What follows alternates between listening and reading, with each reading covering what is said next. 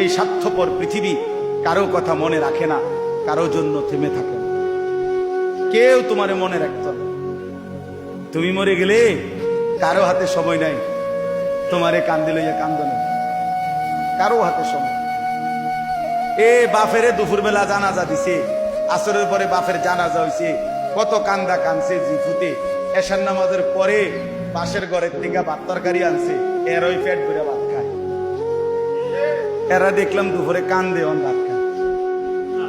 আরো গোস্ত লয়, আরো পারবির মুরগা লয়, তেলাপিয়া মাছ লয়, ডাল লয়। কি আমরা দেখলাম বিকালে কি কান্দাটা কানলেন, বুঝেন? অর্থাৎ বুঝাইতে চায় ওনার জন্য তো আমি না খাইয়ে মরে গেলে হইতো না, ঠিক আছে কাঁদছি তো কাঁদছি।